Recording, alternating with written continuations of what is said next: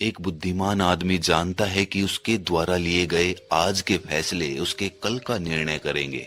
इसीलिए वो अपने फैसले हमेशा सोच विचार कर ही लेता है, क्योंकि वो जानता है कि उसके द्वारा लिया गया छोटे से छोटा फैसला सिर्फ उसको नहीं बल्कि उसके आसपास के लोगों को भी प्रभावित करेगा। हमारा जीवन किस प्रकार का होगा, ये सिर्फ हमारे सोचने के नजरिए पर ही निर्भर होता है। उदाहरण के लिए एक छोटी सी कहानी सुनिए। एक बहुत ही गरीब आदमी था, उसके पास कुछ भी नहीं था, न उसके पास धन था, उसके माता पिता अंधे थे और उसके कोई संतान भी नहीं थी। ऐसा प्रतीत होता था कि पूरी प्रकृति का कहर उसी पर टूट पड़ा हो। अपनी परिस्थितियों से तंग आकर वो पहाड़ों में तपस्या करने के लिए चला जाता है। बहुत सालों तक तपस्या करने के बाद एक दिन भगवान उसको दर्शन देते हैं और उसे कोई भी वरदान मांगने के लिए कहते हैं। अब यहीं पर सबसे बड़ी अड़चन खड़ी हो जाती है। वरदान उसे एक मांगना था, लेकिन उसकी इच्छाएं तो तीन थी। वो अपने माता पिता की दृष्टि भी चाहता था, वो धन भी चाहता था और अपने लिए संतान भी चाहता था। अब उसे समझ नहीं आ रहा था कि वो भगवान से क्या वरदान मांगे। कुछ देर सोच विचार करने के बाद उसने ऐसा वरदान मांगा कि भगवान भी आश्चर्यचकित हो गए। उसने भगवान से कहा कि हे परमात्मा, मैं चाहता हूँ कि 3 महीने बाद मेरे माता पिता मेरे बेटे को सोने की थाल में दूध पीता हुआ देखें। अब इस एक वरदान में उसकी तीनों इच्छाएं पूरी हो गई। उसके माता पिता की दृष्टि भी आ गई, उसके लिए धन भी पर्याप्त हो गया और उसके संतान भी हो गई। हालांकि कहानी काल्पनिक है, लेकिन इससे सीखने को यही मिलता है कि हमारे लिए गए फैसले हमारे पूरे जीवन को किस प्रकार बदल सकते हैं। लेकिन सवाल ये है कि क्या कोई ऐसा तरीका है जिससे हम सटीक फैसले लेने सीख जाएं, जिससे हमारे जीवन में कोई गलती ना हो और हमारे द्वारा लिए गए किसी भी फैसले पर हमें कभी पछताना ना पड़े। तो इन सब सवालों के जवाब आपको इस कहानी में मिलेंगे। तो चलिए कहानी शुरू करते हैं। वर्षा ऋतु समाप्त होने के बाद बुद्ध वेणुवन में वापस लौट आए थे। अपने 400 भिक्षुओं के साथ वो 3 महीने तक वेणुवन में ही निवास करने वाले थे। जब बुद्ध वेणुवन में ठहरे हुए थे तो वो रोज सुबह चलित ध्यान करने के लिए जंगल में टहलने के लिए निकलते थे। जब वो टहलने के लिए निकलते थे तो एक लकड़हारा रोज सुबह वहां पर लकड़ी काटने के लिए आता था। वो तथागत बुद्ध को देखकर बिना कुछ बोले ही सीधा अपने रास्ते पर निकल जाता था। लगभग 10 दिनों तक बुद्ध उस आदमी की इस प्रतिक्रिया को देखते रहे। ना तो वो बुद्ध को देखकर मुस्कुराता था, ना ही कुछ बोलता था, बस अपने रास्ते पर सीधा चला जाता था। एक दिन बुद्ध ने वेणुवन के ही एक दूसरे युवक से उस युवक के बारे में पूछा। बुद्ध ने पूछा कि तुम्हारे गांव का एक लकड़हारा है, रोज जंगल में लकड़ी काटने के लिए आता है, लेकिन मैंने आज तक उसके चेहरे पर कोई मुस्कुराहट नहीं देखी। वो बहुत तनाव में दिखता है, बहुत दुखी रहता है, किसी से बोलता भी नहीं है। ऐसा उसके जीवन में क्या हो गया, क्यों वो इतना दुखी रहता है? उस युवक ने कहा कि हे तथागत, आपने तो क्या, हमने भी आज तक उसके चेहरे पर कोई मुस्कुराहट नहीं देखी है। और मैंने तो क्या, गांव के किसी भी युवक ने, किसी भी आदमी ने उसके चेहरे पर कभी कोई मुस्कुराहट नहीं देखी। उसका चेहरा हमेशा मुरझाया हुआ रहता है, वो तनाव में रहता है। जब उससे कोई बात करके उसके तनाव का कारण पूछने की कोशिश करता है तो वो कोई कारण भी नहीं बताता। बुद्ध ने उस युवक से पूछा कि क्या उसके परिवार में किसी की मृत्यु हुई है? तो इस पर उस युवक ने मना करते हुए कहा कि नहीं तथागत, उसका परिवार तो भला चंगा है, उसके परिवार में तो सब लोग हैं। अगले दिन सुबह सुबह जब बुद्ध दोबारा चलित ध्यान करते हुए जंगल से गुजर रहे थे तो उनका सामना दोबारा से उस लकड़हारे से हो गया। बुद्ध ने उस युवक को टोकते हुए कहा कि जीवन इतना खूबसूरत है, लेकिन तुम इतने उदास क्यों रहते हो? आज 10 दिन हो गए मैं रोज तुम्हें देखता हूँ, लेकिन तुम्हारा चेहरा हमेशा मुरझाया हुआ रहता है। क्या परेशानी है? जीवन इतना आनंद भरा है, लेकिन तुम्हारे जीवन में कोई आनंद प्रतीत नहीं होता। उस युवक ने तिरछे नेत्रों से बुद्ध की तरफ देखते हुए कहा कि मेरी समस्या का समाधान कोई नहीं कर सकता, इसीलिए मैं किसी को अपनी समस्या बताता भी नहीं हूँ। मैं किसी से कोई बात करना नहीं चाहता। मैं अपने जीवन में जैसा भी हूँ ठीक हूँ, मुझे किसी की सहायता की कोई आवश्यकता नहीं है। उसके शब्द कर्कश भरे थे, लेकिन बावजूद इसके बुद्ध मुस्कुराते हुए उस आदमी का कंधा थपथपाकर अपने रास्ते पर आगे बढ़ गए। लकड़हारा भी अपने रास्ते पर आगे चलते हुए सोच रहा था कि बड़ा ही अद्भुत आदमी था। मैंने कितने कर्कश भरे शब्द उसको बोले, लेकिन उसके चेहरे पर कोई शिकंतक महसूस नहीं हुई। कोई आम इंसान होता तो अब तक मुझसे झगड़ बैठा होता, लेकिन वो तो मेरा कंधा थपथपाकर आगे बढ़े हैं। सच में ये कोई महापुरुष हैं। वो ये सब सोचता हुआ अपने रास्ते पर आगे बढ़ रहा था कि तभी बुद्ध ने उसे पीछे से आवाज दी। बुद्ध ने कहा कि बनते, लगता है तुम्हारी लकड़ी यहाँ पर छूट गई है, शायद तुमसे गलती हो गई, वापस आकर अपनी लकड़ियां ले जाओ। लकड़हारा वापस पलटकर बुद्ध के पास पहुंचा और उसने बुद्ध से पूछा कि हे तथागत, आपके बारे में सुना तो बहुत था, लेकिन आज भली भांति पहचान गया कि आप कितने बड़े महापुरुष हैं। मैंने आपसे सीधे मुंह बात तक नहीं की और उसके बावजूद आप मेरी सहायता कर रहे हैं। बुद्ध ने मुस्कुराते हुए कहा कि मेरा जीवन तो मानव जाति के दुखों को दूर करने के लिए ही समर्पित है। अब कोई मुझे अपना दुख बताएगा तो मैं उसके दुख दूर करूंगा, लेकिन तुम्हारे जैसा मनुष्य जो अपना दुख बताना ही नहीं चाहता, भला उसका दुख मैं कैसे दूर कर सकता हूँ। उस लकड़हारे ने कहा कि हे तथागत, मेरा दुख जानकर आप क्या करेंगे? वो दुख दूर नहीं हो सकता है, इसीलिए मैं अपना दुख किसी को बताता नहीं हूँ। बुद्ध ने मुस्कुराते हुए कहा कि हो सकता है मैं तुम्हारे दुख दूर ना कर सकूं, लेकिन दुख बताने से मन हल्का होता है। तुम अपना दुख साझा कर सकते हो और उसके बाद हो सकता है मैं तुम्हारी कोई सहायता भी कर पाऊं। एक बार बताओ तो सही, तुम्हारे जीवन की समस्या क्या है? ये सुनकर वो लकड़हारा भी आज पहली बार मुस्कुराया। उस लकड़हारे ने कहा कि आप ठीक कहते हैं तथागत, लेकिन मैं चाहता हूं कि आप अपना जो भी उपदेश दें मेरे बेटे के सामने दें।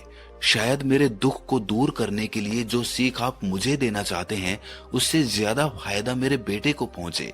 इसीलिए मैं कल आपसे अपने बेटे के साथ आपके आश्रम में आकर मिलूंगा।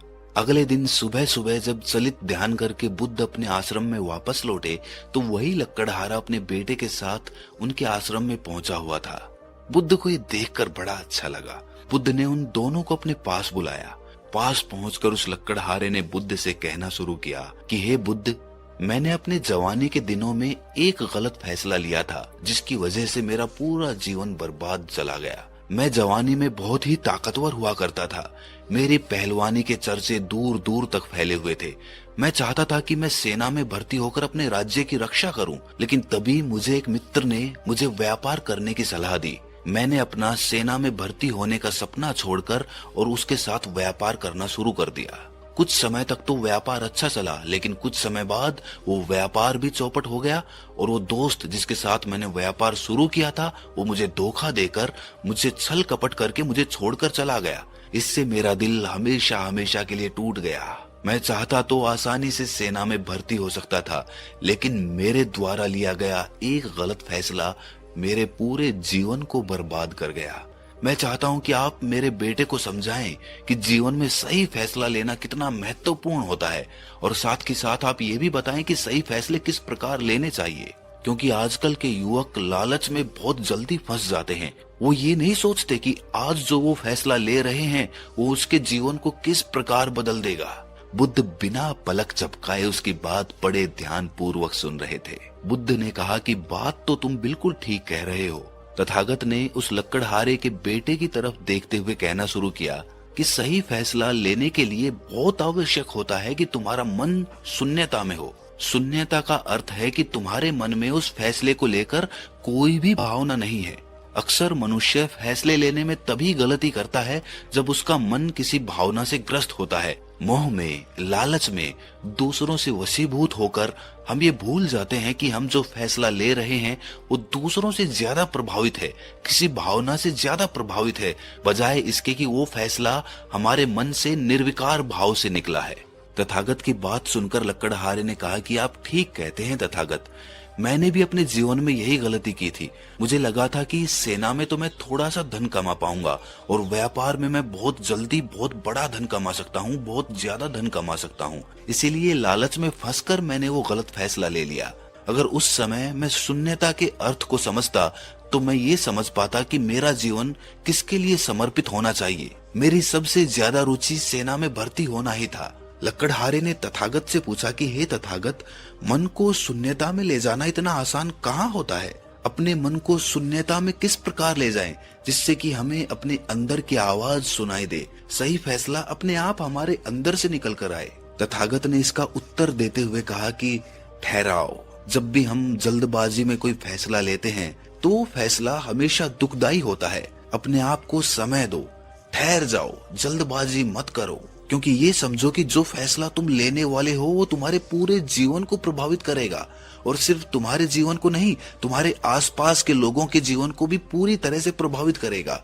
जब तुम पूरी मानव जाति की भलाई के लिए सोचते हो तो कोई फैसला गलत हो ही नहीं सकता है। फैसले गलत तभी लिए जाते हैं जब हम स्वार्थी होकर वो फैसले लेते हैं, जब हम सिर्फ अपना फायदा देखते हैं। लेकिन जब हम पूरी मानव जाति के कल्याण के बारे में सोचते हैं तो उस मानव जाति में हमारा परिवार भी आ जाता है और समूचे लोग आ जाते हैं जो हमारे आसपास रहते हैं। इसीलिए जब तुम पूरी मानव जाति के बारे में सोचोगे तो तुम्हारे फैसले गलत नहीं होंगे, बल्कि वो फैसले तुम्हें सुख देंगे।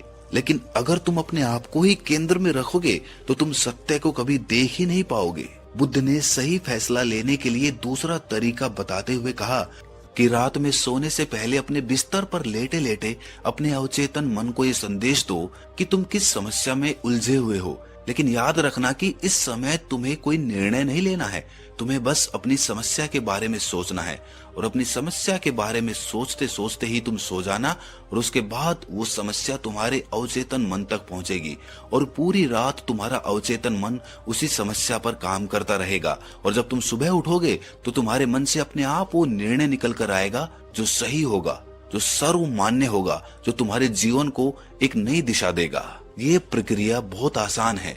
अगर एक दिन में परिणाम नहीं मिल रहे तो कुछ दिनों तक अभ्यास करो, जरूर अपने आप अंदर से कोई ना कोई फैसला आएगा जो तुम्हें संतुष्ट भी करेगा और जो पूरी मानव जाति के कल्याण के लिए भी होगा। तीसरा तरीका बताते हुए बुद्ध ने पूछा कि जरा तुम मुझे ये बताओ कि एक न्यायाधीश किस प्रकार अपना फैसला लेता है। लकड़हारे ने कहा कि तथ्यों के आधार पर। बुद्ध ने मुस्कुराते हुए कहा कि तुम्हें भी अपना फैसला न्यायाधीश की तरह लेना है। अपनी समस्या के बारे में सारे तथ्य जुटा लो, हर पक्ष देख लो, अच्छा पक्ष भी देखो और बुरा पक्ष भी देखो। ये देखो कि तुम्हारे लिए गए फैसले से अच्छा क्या हो सकता है, और साथ के साथ ये भी देखो कि बुरे से बुरा क्या हो सकता है। अक्सर हम परिस्थिति का एक ही पहलू देखते हैं और इसीलिए जब दूसरा पहलू हमारे सामने निकल कर आता है तो हम दुखी हो जाते हैं, परेशान हो जाते हैं, क्योंकि वो हमारी सोच के अनुसार नहीं होता है। लेकिन जब तुम पहले से ही परिस्थिति का पूरी तरह से आकलन करके रखोगे तो तुम्हें उस परिस्थिति के अच्छे और बुरे परिणाम दोनों पहले से पता होंगे। इसीलिए बाद में वो परिस्थिति, वो समस्या चाहे कितनी भी कठिन क्यों ना हो, तुम्हें उतना दुख नहीं देगी, क्योंकि तुम पहले से उसके बारे में जानते हो। अगर तुम खुद उस परिस्थिति के बारे में पूरा आकलन नहीं कर पा रहे तो अपने आसपास जो भी बुद्धिमान लोग मौजूद हों उनसे उस समस्या के बारे में चर्चा करो। वो तुम्हें उस परिस्थिति के बारे में पूरा ज्ञान तो नहीं देंगे, लेकिन कोई ना कोई पहलू तो वो अपनी सोच के अनुसार तुम्हें जरूर बताएंगे। और इस तरह जब तुम 10-15 लोगों से उस समस्या के बारे में चर्चा कर लोगे तो तुम्हें उस परिस्थिति का पूरा ज्ञान हो जाएगा और इसीलिए तुम उस परिस्थिति को पूरी तरह से समझकर सही फैसला ले सकते हो। याद रखना, अपने आप को सबसे बुद्धिमान समझने की गलती कभी मत करना। मूर्ख होता है वो इंसान जो अहंकारवश अपने को सबसे बुद्धिमान समझता है। हर मनुष्य के सोचने का एक नजरिया होता है, वो अपना पहलू तुम्हारे सामने रख सकता है। तुम उसे मानो या ना मानो वो तुम्हारी इच्छा है, लेकिन सबका पहलू जान तो लो, ताकि कोई भी निर्णय लेते समय तुम्हारे दिमाग में उस परिस्थिति का पूरा ब्यौरा हो। तथागत ने अपनी बात को खत्म करते हुए कहा कि यही कुछ अद्भुत तरीके थे जिनके अनुसार अगर तुम फैसले लेते हो तो तुम्हें जीवन में कभी पछताना नहीं पड़ेगा। वो लकड़हारा तथागत की बातों से बहुत प्रभावित हो गया। वो तथागत के चरणों में नतमस्तक हो गया। उसकी आंखों में आंसू थे। तथागत ने उसको उठाते हुए कहा कि तुम्हारा जीवन तो जैसे बीता वैसे बीता, लेकिन अपने बेटे को हमेशा सही रास्ता दिखाना। इस तरह बुद्ध को प्रणाम करके वो लकड़हारा अपने बेटे के साथ अपने गांव वापस लौट आया। आज सारा गांव देख रहा था कि वो लकड़हारा मुस्कुराता हुआ मस्त मलंग अपने रास्ते पर चला जा रहा था।